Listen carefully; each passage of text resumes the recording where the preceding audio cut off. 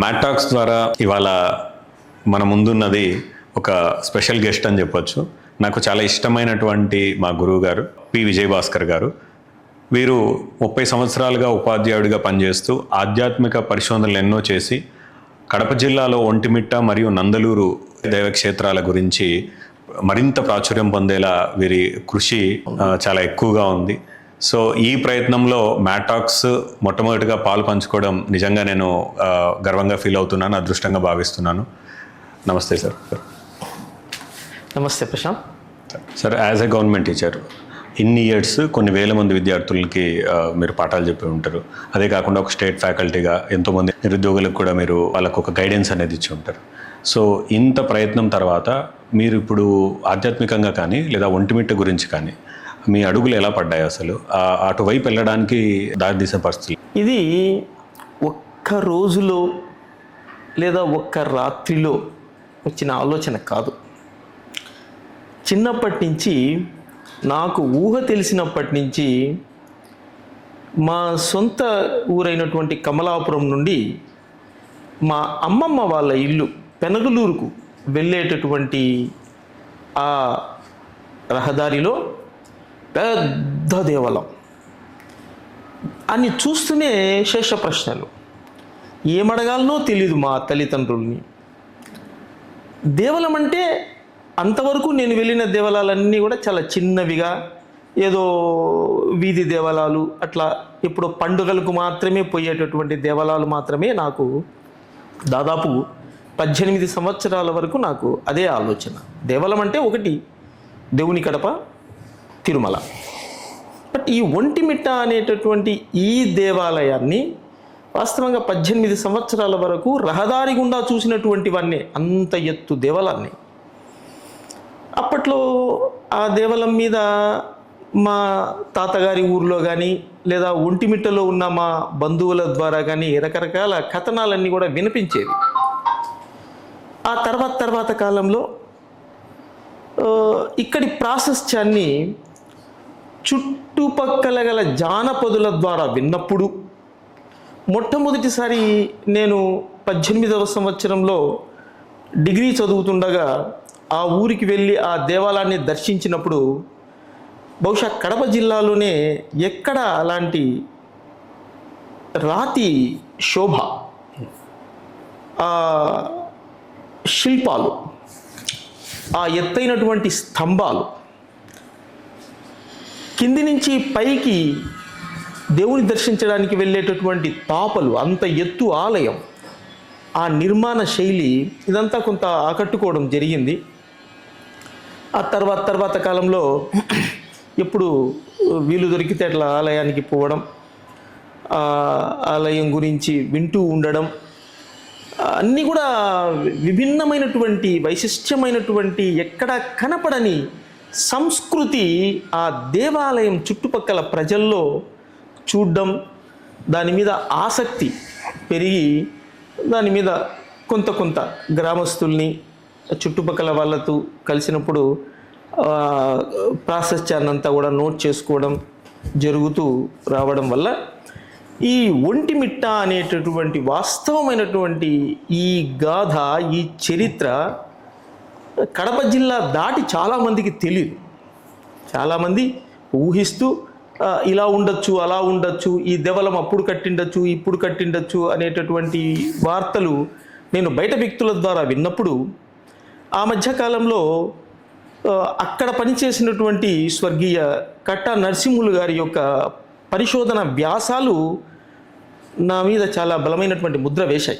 2012 నుంచి 2015 వరకు ఆయన యొక్క వ్యాసాలు బాగా వినేవాడిని, వ్యాసాలు చదివేవాడిని, వీలు దొరికినప్పుడు ఆయనతో సంభాషించేవాడిని. సో ఈ విధంగా ఒంటిమిట్టపై ఒక సమగ్రమైనటువంటి కథనాన్ని రాసుకోవడం జరిగింది.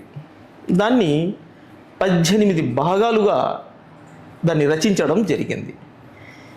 ఈ రచన ప్రపంచానికి తెలియాలనేటటువంటి సత్సంకల్పంతో ఆలోచిస్తున్న నాకు మీరు ఇలా పరిచయం కావడం, కడపలో మొట్టమొదటిసారి డిబేటింగ్ ఆఫీస్ని తెరవడం, దీంట్లో మొదటి ఇంటర్వ్యూ నాకు ఇవ్వడం నిజంగా ఇది యాదృచ్ఛికం కాదు.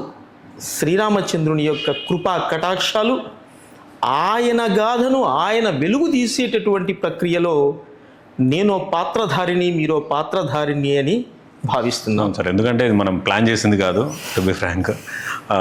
యాదృచ్ఛికంగా జరిగిందా అంటే అది కూడా మేబీ కాదు, అంతా రాముని కొన్ని కారణాలు మేబీ. నేనైతే అది యాదృచ్ఛికం కాదు. ఎందుకంటే నేను సామాన్యుణ్ణి, ఏదో పొట్టకోటి కోసం ప్రభుత్వ ఉపాధ్యాయ వృత్తిని చేపట్టి ఆ జీతంతో కుటుంబాన్ని నెట్టుకుంటూ, కుటుంబాన్ని పోషించుకుంటూ, చుట్టుపక్కల వ్యవహారాలను అర్థం చేసుకుని దాన్ని గ్రంథస్థం చేసినటువంటి సామాన్యుని నేను. అటువంటి నాతో మీరు మొట్టమొదటి ఇంటర్వ్యూ కడపలో తీసుకోవడం అనేటటువంటిది అది నిజంగా రాముల వారి కృప తప్ప నాదైతే కాదు అని నేను భావిస్తున్నాను. సంతోషం సార్, మా అదృష్టం కూడా మీతో చేయడము. నమస్తే, ఆశీర్వాదం ప్రసాద్. సార్, ఇన్ని సంవత్సరాల్లో కేవలం మీ రిటైర్డ్ స్థాయికి వచ్చిన తర్వాత, లేదా రిటైర్డ్ సిచ్యువేషన్కి వచ్చిన తర్వాతనే మీరు దైవికంగా ఆలోచించడం మొదలు పెట్టారా, లేదా రీసెర్చ్ చేయడం స్టార్ట్ చేశారా, లేదా మొదటి నుంచి కూడా ఈ ఆలోచన ఉందంటారా? అంటే నేను ఓన్లీ ఒంటిమిట్ట గురించి అని అడగట్లేదు. జనరల్గా మనము కాలమంతా మనం అంత అయిపోయిన తర్వాత దైవికంగా మారడం ఒకటి ఉంటుంది. సో మీరు ఎలా చెప్తారు? నేను నాకు జరిగిన సంఘటనలు కానీ నా అనుభవాలను కానీ పంచుకోవడానికి నా మనసుకు దగ్గరగా ఉన్నటువంటి కుటుంబ సభ్యులు లేరు, స్నేహితులు లేరు. ఎక్కువగా నేను వెంకటేశ్వర స్వామిని ప్రశ్నించేవాడిని. ప్రతిదీ ఆయనకే ప్రశ్న వేసేవాడిని. ఆ ప్రశ్నకు జవాబు నాకు వ్యవస్థలో కనపడేది. అది మొదటి నుంచి ఉంది, నాకు ఊహ తెలిసినప్పటి నుంచి ఉంది. ఇప్పుడు వచ్చింది ఏం కాదు. కాకపోతే స్థిరత్వం కోసం, కుటుంబాన్ని ఒక స్థాయికి తీసుకుని రావాలనేటటువంటి ఆ పోరాటంలో ఆ ఆలోచనని, ఆధ్యాత్మిక ఆలోచనని తొక్కి అణచివేయడం జరిగింది. ఇప్పుడు ఇద్దరు పిల్లలు హ్యాపీగా జాబ్స్ చేసుకుంటున్నారు. నాది కూడా వాస్తవంగా రిటైర్మెంట్ ఏజ్కి వచ్చేసాను. మరీ లేట్ చేస్తే శరీరం భవిష్యత్తులో అనుకూలించదు. కాబట్టి నా ఆలోచనలని పూర్తిగా కార్యరూపం దాల్చేటటువంటి ప్రయత్నాలు చేస్తున్నటువంటి సందర్భంలో మీరు ఈ కార్యక్రమానికి పిలవడం అనేటటువంటిది నిజంగా అది నాకు ఒక గొప్ప వరంగా నేను భావిస్తున్నాను. అందుకు ఆ శ్రీరామచంద్రమూర్తికి మరొక్కసారి ధన్యవాదాలు తెలియజేసుకుంటూ, వారికి మీ ద్వారా ఈ ఆలోచన పుట్టించడం అనేటటువంటిది నిజంగా ఒక విశిష్టమైనటువంటి అంశం. సార్, రాష్ట్రంలో ఉన్న మిగతా క్షేత్రాలతో పోలిస్తే ఒంటిమిట్టకు సరైన ప్రసిద్ధి రాలేదు అనే దానికి కారణాలు ఏమైండొచ్చు అంటారు? ఇక్కడ నుంచి ఎన్నికైన పాలకులు కావచ్చు, లేదా ఇక్కడ ఆధ్యాత్మికంగా జిల్లాను దాటినటువంటి వ్యక్తులు లేకపోవడం వల్ల మనకు కడప జిల్లాకు ఆధ్యాత్మిక పరంగా అంత ఖ్యాతి రాలేకపోయింది. అది కూడా కాక ఆంధ్ర రాష్ట్రంలో, ఉమ్మడి ఆంధ్రప్రదేశ్ని తీసుకున్నా లేదా ఎప్పుడు తీసుకున్నా మనది చిట్ట చివరి జిల్లాకు కొంచెం ముందర అక్కడ. అది కూడా కారణం కావచ్చు. ఇంకా రెండవది నాకు అర్థమైంది ఏమంటే, ఈ దాదాపుగా 1000 సంవత్సరాల పాటు ఈ సనాతన ధర్మాన్ని అణచినటువంటి సందర్భంలో వాస్తవమైనటువంటి చారిత్రక నేపథ్యం కానీ, పౌరాణిక ఇతిహాస్యం కానీ బయటకు రాలేని పరిస్థితులు. ఇంకా మూడవది, ఎంతసేపు ఇక్కడ ఉన్నటువంటి ప్రజలు వాళ్ళ పొట్టకూటి కోసం పరిగెత్తినటువంటి సందర్భాలు. నాకు తెలిసి నీళ్ళ కోసమే ఒక మనిషి ఉండేటటువంటి కాలం. నా చిన్నతనం అంతా కూడా ఆ ఒంటిమిట్ట కానీ, ఆ పెనగలూరు కానీ, మా కమలాపురం కానీ తీసుకుంటే ఇంట్లో ఒక కుటుంబ సభ్యుల్లో ఒక మనిషి కేవలం నీళ్ళ కోసమే ఉంటుంది. కాబట్టి వాళ్ళకి ఆలోచనలు లేవు. ఎంతసేపు అవన్నీ కూడా కథలుగా పిల్లలు నిద్రపుచ్చడానికి వేసేటటువంటి ఒక ముచ్చట్లుగా మాత్రమే అవి మిగిలిపోవడం అనేటటువంటిది జరిగింది. ఈ మధ్యకాలంలో ఈ ధర్మం పట్ల కొంత ఎక్కువగా కొంత ఎక్కువ ప్రాముఖ్యత ఇవ్వడం వల్ల ఈ కడప జిల్లా సంస్కృతిని కూడా మనము బయట చూపేటటువంటి సందర్భం కోసం వేచి చూస్తూ ఈ ప్రయత్నం అనేటటువంటిది మనకు ముందుకు వచ్చింది. కానీ మీరు అన్నట్లు సార్, ఈ మధ్య కాలంలోనే ఎక్కువగా మనము ఈ మన ధర్మం గురించి అవ్వచ్చు, హిందూ ధర్మం లేదంటే సనాతన ధర్మం, ఇవి ఎక్కువగా వింటున్నాం.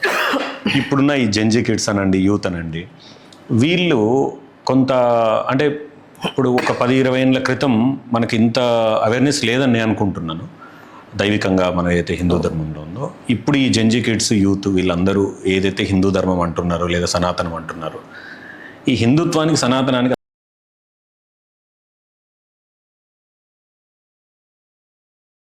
అసలు డిఫరెన్స్ ఏంటి? ఒక 10-15 ఏళ్ళ క్రితం లేని కొన్ని ఈ మధ్య ఎందుకు మనం వింటున్నామంట? సనాతన ధర్మము అంటే పౌరాణిక ఇతిహాస్యము నుంచి తీసుకున్నటువంటి మనుశాస్త్ర విధానము, అది సనాతన ధర్మము. హిందూ ధర్మము లేదా హిందూ మతము అనేటటువంటిది యావత్ అఖండ భారత్, సింధు నదీ పరివాహక ప్రాంతంలో నివసించినటువంటి ఆ జనులను సింధ్, అది హిందూ అనేటటువంటిది. వీళ్ళందరూ అప్పుడు దాదాపుగా ఒకే రకమైనటువంటి ధర్మాన్ని అనుసరిస్తున్నారు కాబట్టి దీన్ని ఒక మతంగా చూడడం జరిగింది. ఇప్పుడున్నటువంటి అఖండ భారత్ అంటే పాకిస్తాన్, ఆఫ్ఘనిస్తాన్, ఇండియా, చైనాలో కొంత భాగము, హిమాలయ పర్వతాలు మొత్తము, నేపాల్, ఇవన్నీ కూడా అఖండ భారత్. ఇది ఒక ఖండం, భరత ఖండం ఇది. సార్, ఒంటిమిట్ట గురించి మీరు చెప్తున్నప్పుడు ఒంటిమిట్టలో హనుమంతుల వారి విగ్రహం ఉండదు అని, ఇది నిజంగా నేను ఈ చాలా నాకు తెలిసి ఏ రామాలయంలో కూడా ఇది ఉండదు. ఒంటిమిట్టలో అదే హనుమంతుల వారి గొప్ప విశేషం ఏమంటే అదే. నేను దాదాపుగా ఒక 15 సంవత్సరాల నుంచి ఈ వస్తున్నటువంటి వ్యాసాలు కానీ, ప్రవచనకారుల యొక్క వ్యాఖ్యానాలు కానీ వింటున్నప్పుడు అసలు విషయం ఎందుకో మరుగున పడుతోంది, ఈ అసలు విషయం ఎందుకు బహిర్గతం కాలేకపోతుంది అనేటటువంటి ఆలోచన చేసేవాడిని. బహుశా ఈ ప్రాశస్త్యము తెలుసుకోలేని పరిస్థితులు కావచ్చు. అది నా కోసం ఏమన్నా వదిలివేయబడిందేమో, చరిత్రలో నా నుంచి రావాలని లిఖితమై ఉంది, అదేమన్నా నిలబడిపోయిందేమో అనేటటువంటి ఆలోచన ఇప్పుడు నాకు కలుగుతోంది. సో వాస్తవంగా వచ్చేసి హనుమంతుల వారు లేని రామాలయం ఈ మొత్తం విశ్వంలో, ప్రపంచంలో ఒకే ఒక్కటి ఒంటిమిట్ట, ఒకే ఒక్కటి ఒంటిమిట్ట. దీనికి చాలా చాలా ప్రాశస్త్యమైనటువంటి ఒక ప్రాముఖ్యత ఉంది. ఈ లైన్ ఒకసారి మళ్ళీ చెప్పండి సార్. ప్రపంచంలో ప్రపంచంలోనే ఆంజనేయుడు లేని సీతారామ దేవాలయం లేదు. ఒక్క ఒంటిమిట్టలోనే ఆంజనేయునికి స్థానం లేదు. రావణ యుద్ధంలో హనుమంతుని పాత్ర ఎంత ఉందో జాంబవంతుని పాత్ర అంత ఉంది. జాంబవంతుని యొక్క కీర్తిని భవిష్యత్ తరాలకు అందజేయడం కోసం హనుమంతుని ఈ ప్రాంతానికి లేకుండా ఆనుకొండల దగ్గర వేచి ఉండమని చెప్పాడు. ఆనుకొండలు అంటే చక్రాయపేట మండలంలో ఉండేటటువంటి గండి. ఓకే, అక్కడ ఉండండి, మేము వస్తాము అని చెప్పారు. ఈ జాంబవంతునికి విశిష్టమైనటువంటి స్థానం కల్పించడం కోసమే ఆంజనేయుని ప్రాంతానికి దూరంగా ఉండమని చెప్పి ఈ ప్రాంతంలో సీతారాములు 3 రోజుల పాటు ఉన్నారు.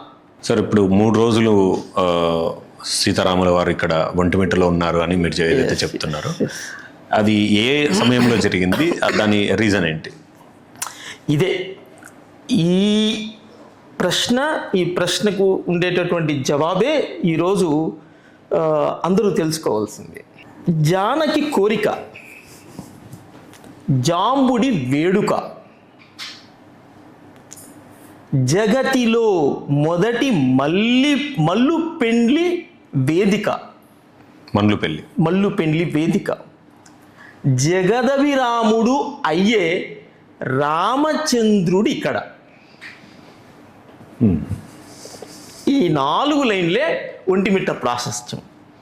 ఈ 4 లైన్లే ఆధారాలు ఉన్నాయి సార్, అన్నిటికీ ఆధారాలు ఉన్నాయి.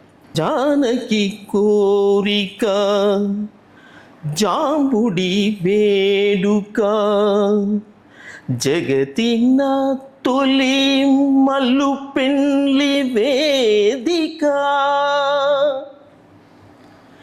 జగదభిరాముడు రామచంద్రుడికడా.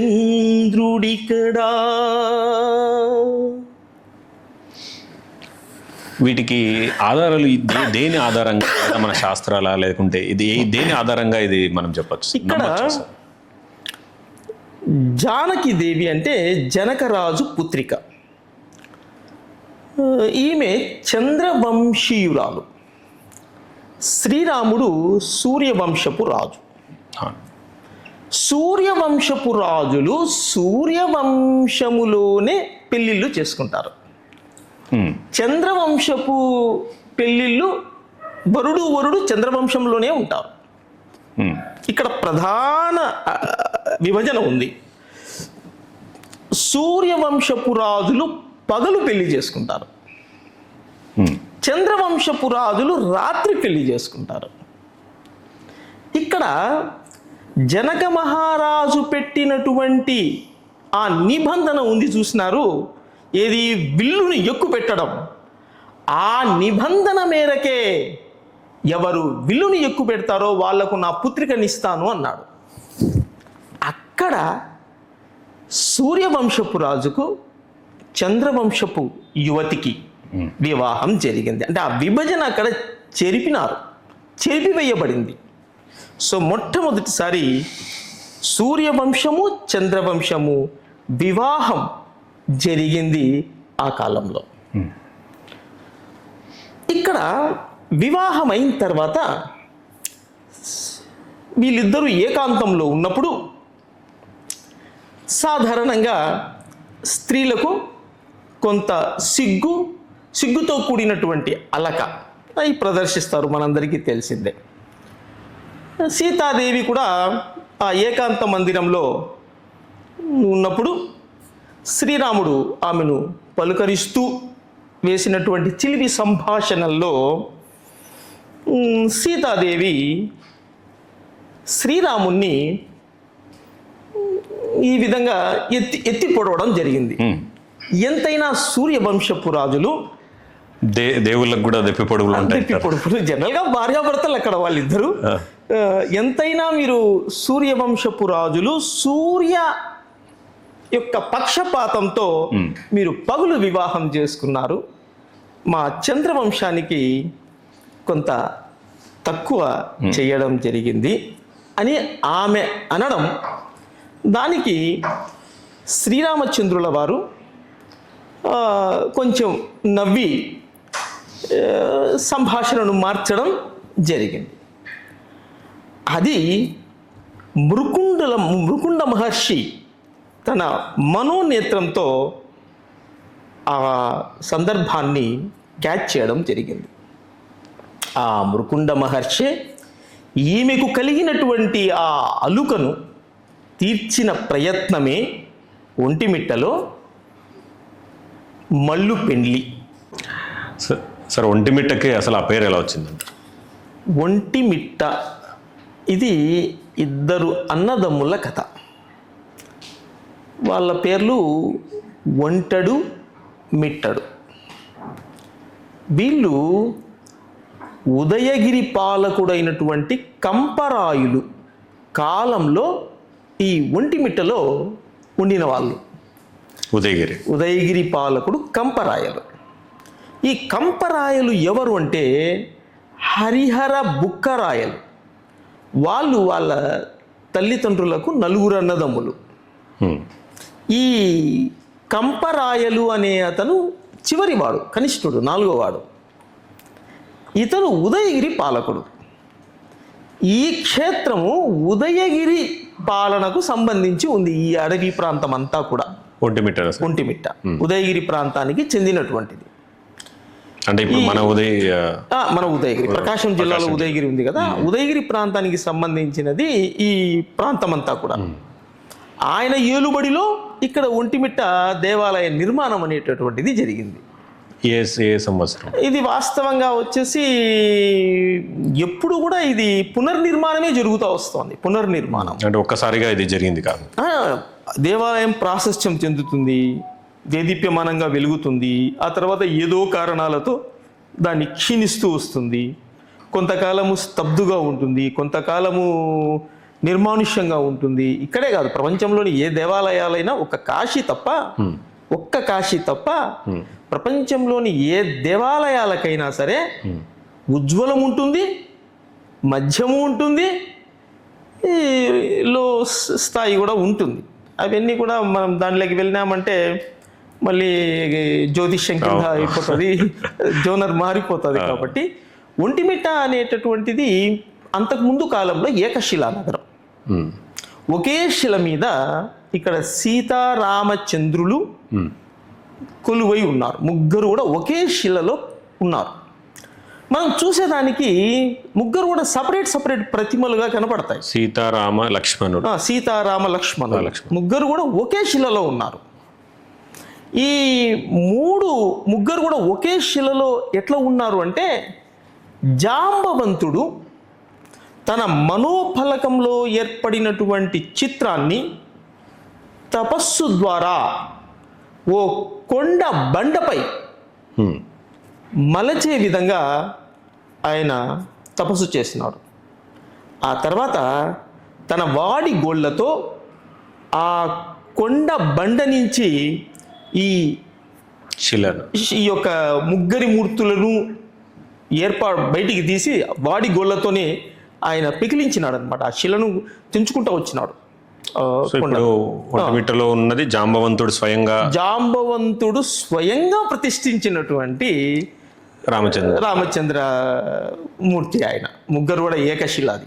మరి ఒంటెడు మిట్టడు ఎవరంటారు?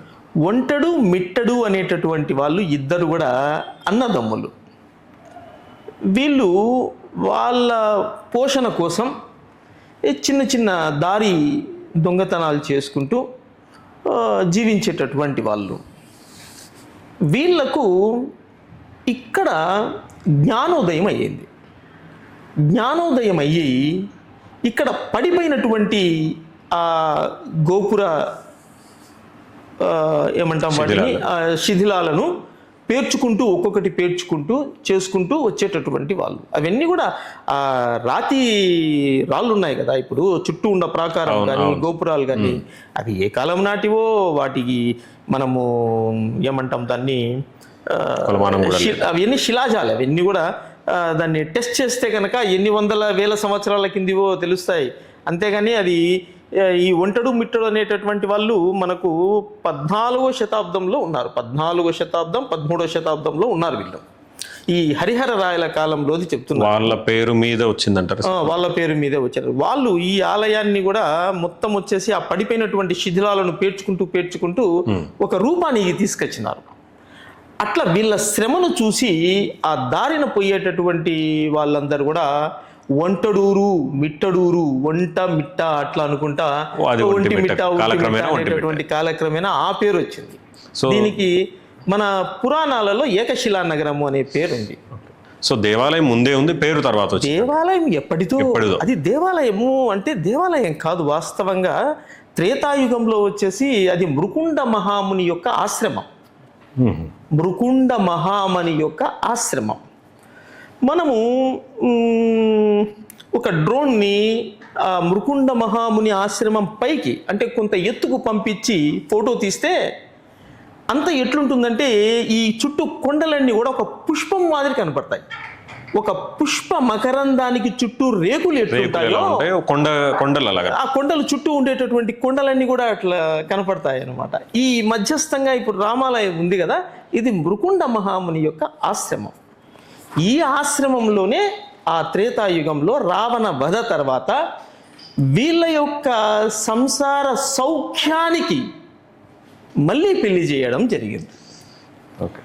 ఆ రోజు వశిష్ఠ మహాముని పెట్టినటువంటి ముహూర్తం ఏదంటే రావణ వధ కోసం. మీరు ఏదైతే ఆశ్రమంగా ఉంది ఫస్ట్ అని చెప్తున్నారు కదా సార్, ఆశ్రమం నుంచి దేవాలయంగా ఎప్పుడు మారింది, దానికి ఏమైనా ఆధారాలు ఉన్నాయి? ఇక్కడ వచ్చేసి ఆశ్రమంలో పెళ్లి అయిన తర్వాత జాంబవంతుని ఇక్కడే ఉండండి, ఇంకా నేను పుష్పక విమానం ఎక్కి అయోధ్య చేరతాను అని సీతారామ లక్ష్మణులు ముగ్గురు కూడా పుష్పక విమానము ఎక్కే ప్రయత్నంలో ఆ జాంబవంతుని యొక్క కళ్ళ వెంబడి అశ్రుధారలు ఇంకొంతకాలం ఉండొచ్చు కదా అని ప్రాధేయపడేటటువంటి చూపులు. కానీ తప్పక వెళ్ళాలి, ఎందుకంటే అక్కడ భరతుడు అగ్ని ప్రవేశం చేసేదని సిద్ధంగా ఉన్నాడు. కరెక్ట్ 14 సంవత్సరాలు దాటినటువంటి మరుక్షణం అగ్ని ప్రవేశం చేయడానికి భరతుడు ఉన్నాడు కాబట్టి ఈ లోపల చేరుకోవాలి. అది శ్రీరాముని దగ్గర ఉన్నటువంటి ఒక లక్ష్యం. కాబట్టి ఆయన్ను సముదాయించి నువ్వు ఇక్కడే ఉండు, నేను నీతోనే ఉంటాం, మేము ముగ్గురం కూడా నీతోనే ఉంటాం, ఇక్కడే ఉంటామని చెప్పేసి తాము వివాహం చేసినటువంటి తర్వాత ఇంకా తాను పుష్పక విమానం ఎక్కేటప్పుడు ముగ్గురు ఒక ప్రతిమ మాదిరి, మనం ఇప్పుడు ఫొటోస్ తీసుకుంటాం కదా, ఆ విధంగా వాళ్ళు ముగ్గురు నిలబడి ఆయన మనోఫలకం మీద ఆ చిత్రం అట్లే పడిపోతుంది. అట్లే ఇంకా ఆయన తపస్సులోకి వెళ్ళిపోతాడు. వీళ్ళు వెళ్ళిపోతారు. ఇంకా వీళ్ళు పుష్పక విమానం ఎక్కి ప్రయాణమై నెక్స్ట్ ఆనుకొండలు అంటే ఇప్పుడు మనం గండి అని చెప్పాం కదా, అక్కడ కొంతసేపు విశ్రాంతి. అది ఎందుకంటే సాయంత్రం వచ్చేసి సంధ్యా వందనం చేయాలి. ఈ పుష్పక విమానంలో ప్రయాణం చేసిన క్షత్రియ రాజులైన వాళ్లకు ఉదయము సాయంత్రము సంధ్యావందనాలు అనేది ఒక ఇది ఉంది, ఒక ఏమంటాం దాన్ని, ఒక ఆచార్యం ఉంది. కాబట్టి సంధ్యావందనం కోసము అక్కడ ఉన్నటువంటి నది పాపాగ్ని నదిలో సంధ్యావందనం కోసం అక్కడికి వస్తామని ముందే ఆంజనేయులు వారికి చెప్పడం వల్ల ఆయన ఆడ వెయిట్ చేస్తూ ఉంటారు. వీళ్ళు పుష్పక విమానంలో పోయేటప్పుడు ఇంకా అది మళ్ళీ వేరే జోనర్ అయిపోతుంది. అది మనం ఇక్కడే దీన్ని చూసుకుందాం. మనం ఇక్కడ జాంబవంతుడు ఇంకా అక్కడే వివాహం పుష్పక విమానం ఎక్కేటటువంటి ఆ పుష్పకర్ణిక అంటాం దాన్ని, ఆ మధ్యలో ఉండేటటువంటిది ఆలయం, అక్కడే ఆయన ఉండడము. ఆయన మనోనేత్రం మీద పడినటువంటి సూర్యకిరణాలు తిరిగి పరావర్తనం చెంది ఒక కొండ మీద, దూరంగా ఉండేటటువంటి ఒక కొండ బండ మీద పడి అక్కడ ఈయన ఏదైతే ఆ చిత్రంలో ఆ యొక్క మనోఫలకం మీద ఫోటో అయితే ఉందో ఆ ఫోటో అక్కడ ఒక ప్రతిమగా ఏర్పడడం జరిగింది. ఎన్ని సంవత్సరాలు అయిందో కరెక్ట్ ఆధారాలు అంటే కనుక ఆ కరెక్ట్ ఆ ఫోటో అయితే అక్కడ పడింది. ఇంకా దీన్ని మృకుండ మహర్షి వాళ్ళు అట్లా అడవిలో సంచారం చేసేటప్పుడు వాళ్ళ యొక్క ఆహారం ఆ చిత్రాలు కనపడ్డము, వీణను తట్టి లేపడము, అక్కడ ఉన్నాడయా రాముడు కృష్ణుడు రాముడు సీతాదేవి లక్ష్మణుడు ఉన్నాడు పోదాం అనడము, ఈయన నాడికి తీసుకొని పోవడము, ఇది అట్లా జరిగినటువంటి ఇదంతా కూడా మీరు అంటే ఇప్పుడు సీతారాముల వారు లంక నుంచి అయోధ్యకు వెళ్ళేటువంటి పుష్పక విమానంలో అయోధ్యకు వెళ్ళేటటువంటి మార్గంలో నయనానందకరంగా ఉన్నటువంటి ఈ యొక్క అడవి, ఈ జలపాతాలు, సెలయేర్లు, ఆ యొక్క ప్రకృతికి పరవశించినటువంటి సీతాదేవి కొంచెం సేపు ఇక్కడ ఆగుదాం,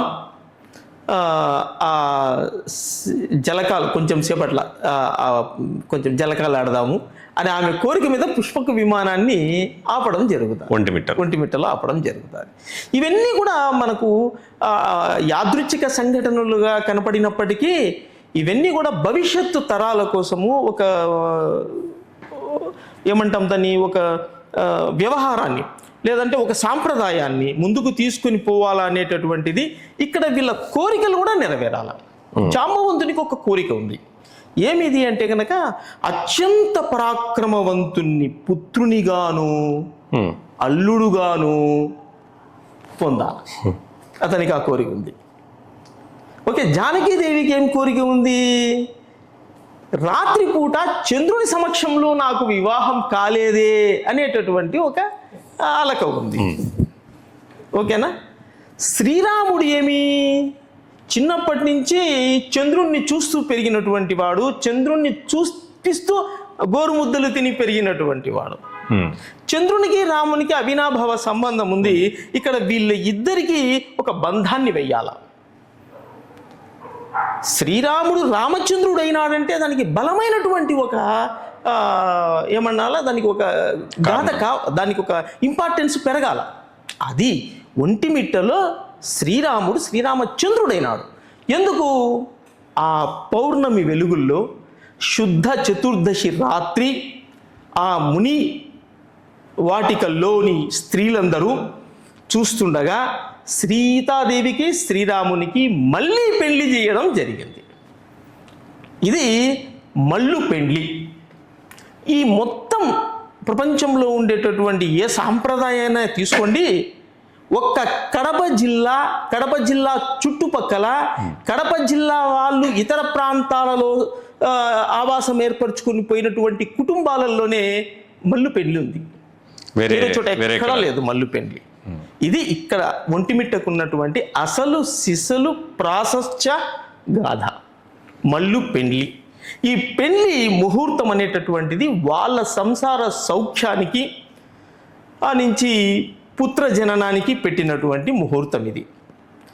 అప్పటి నుంచి ఆనవాయితీగా ప్రతి సంవత్సరం కూడా ఈ శుద్ధ చతుర్దశి, శ్రీరామనవమి అయిపోయినటువంటి తర్వాత శుద్ధ చతుర్దశి రాత్రి పండు వెన్నెలలో సీతారాములకు కళ్యాణ తంతు అనేటటువంటిది జరుపుతూ ఈనాటికి కూడా అది ఆ యొక్క ఆచారం అనేది మనం చూస్తూనే ఉన్నాం.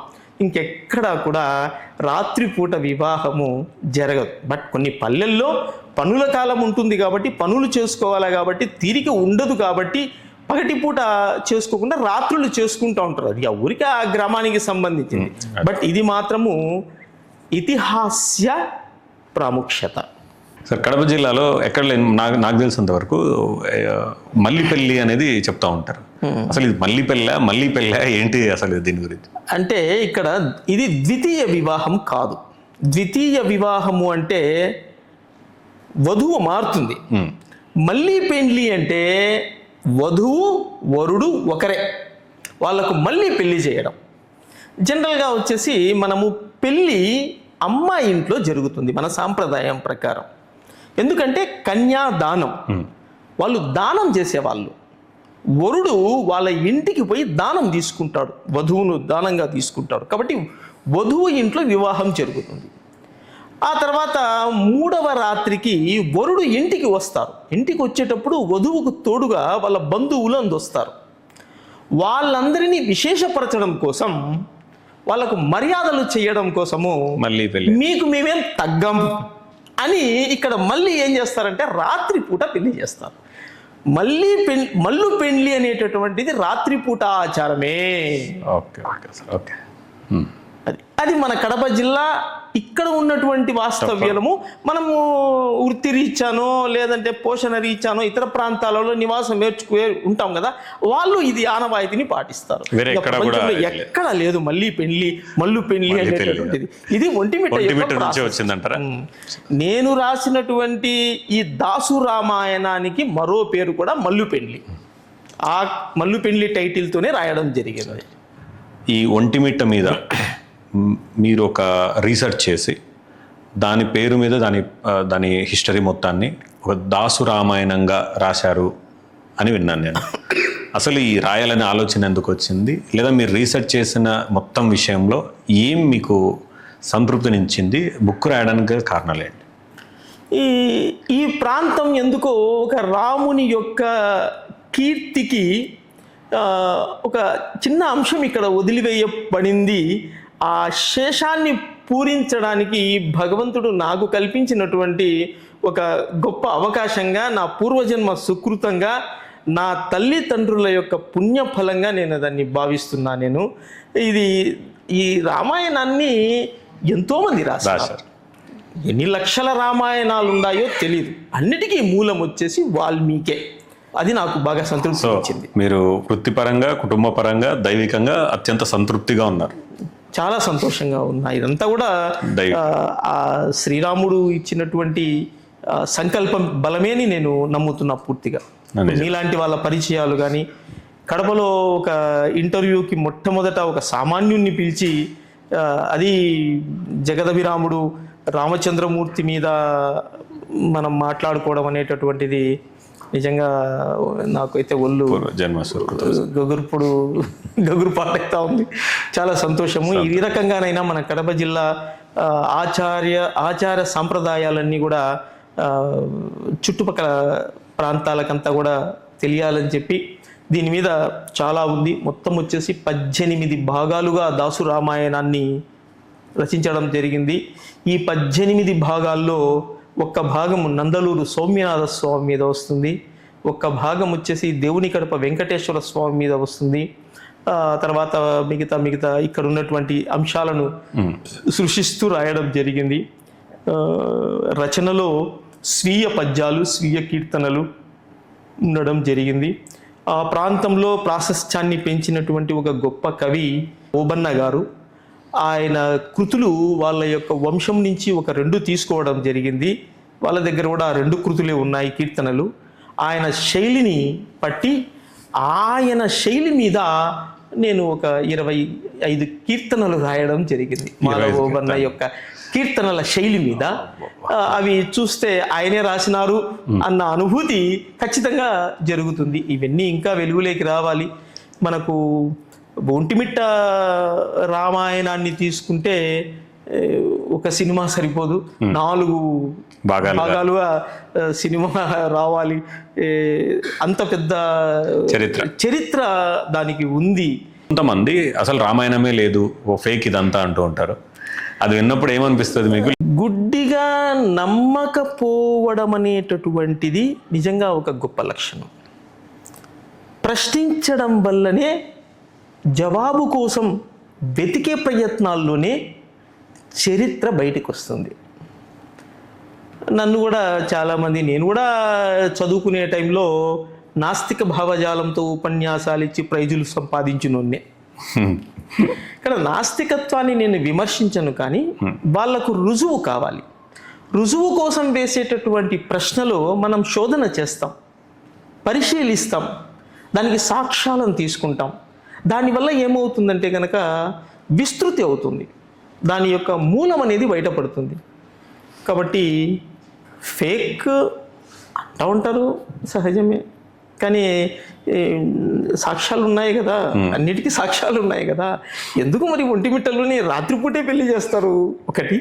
ఇంకోటి యాదృచ్ఛికంగా మీరు అడిగినారు కాబట్టి 2018లో రాష్ట్ర ప్రభుత్వం ప్రతిష్టాత్మకంగా రాత్రిపూట పెళ్లి కోసం మొత్తం విశాలమైనటువంటి మైదానం అంతా పందిర్లేసినారు. నేను కూడా సాయంత్రం వివాహానికి అటెండ్ కావాలని నిర్ణయించుకొని మేము బండిలో ఇద్దరం, నేను నా కొడుకు స్వామి కళ్యాణానికి రావాలని స్టార్ట్ చేస్తే ఒంటిమిట్టలో భారీ వర్షం, ఈదురుగాలులు అనేటటువంటి స్క్రోలింగ్ పోతా ఉంది. ఇదేంది ఇది? నందలూరులో చూస్తే కనుక లైట్గా ఎండ పడతా ఉంది, ఇంకా సూర్యుడు అస్తమించాలా. ఏంది ఇది? విచిత్రమైనటువంటి పరిస్థితి. ఏమిది అని మేము ఆగిపోయినాం, ఏదో జరుగుతుందని ఆగిపోయినాం. నిజంగా ఒక ఒంటిమిట్టలోనే జరిగింది ఆ పొద్దు. నికోలో కుంభస్ మేఘాలు అనేటటువంటివి కేవలం ఒంటిమిట్ట వేదిక మీద మాత్రమే ఉంది. కారణం ఏమంటే చంద్రుణ్ణి అడ్డగించడం జరిగింది ఆ రోజు. రాముని కళ్యాణం చూడకుండా చంద్రుణ్ణి అడ్డగించడంతో చంద్రుడు కోపగించుకున్నాడేమో అనేటట్లుగా ఒక దృశ్యాంతం బయటపడింది.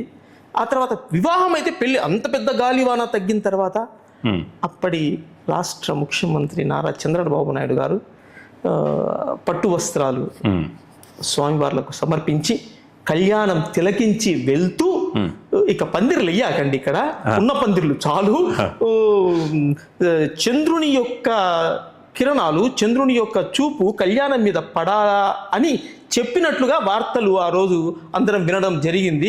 అప్పటి నుంచి ఇప్పటి వరకు పందిర్లు అయితే లేవు. కానీ ఇప్పుడు కళ్యాణం కోసం అవి ఎట్లే ఉన్నాయి మైదానంలో కానీ ఆ పందిరికి ముందర కళ్యాణానికి మధ్య ఖాళీగా ఉంటుంది. చంద్రుని యొక్క కిరణాలు మాత్రం తామరాకులు ఖచ్చితంగా చంద్రుడు అయితే చూస్తాడు. సో ఆ విధంగా జరిగింది. అది ఒక నిజంగా ఇప్పటి తరానికి ఒక ప్రధాన సాక్ష్యం. మరి శ్రీరామచంద్రుడు ఫేక్ అంటే మరి ఆ రోజు అది ఎందుకు జరగాలంటే అది జరగడమే చంద్రుని కోసం, చంద్రుని సాటిస్ఫై చేయడం కోసం. శ్రీరామచంద్రుడు అయిన దృష్టాంతానికి నిలువెత్తు సాక్ష్యం ఒంటిమిట్ట. ఇంత టైం మీరు ఇక్కడ స్పెండ్ చేసి ఈ మొత్తం మాకు తెలియని చాలా చరిత్ర చెప్పినందుకు నిజంగా ధన్యవాదాలు సార్. మీకు ధన్యవాదాలు. నిజంగానే మరికొన్ని ఇంకా మనం మీ దగ్గర నుంచి ఇంకా కొంత సమాచారాన్ని మేము తీసుకొని ముందు ఎక్కువ మందికి చేరవేసే ప్రయత్నం ఖచ్చితంగా చేస్తాము. ఈ షోకి వచ్చినందుకు మీకు చాలా ధన్యవాదాలు.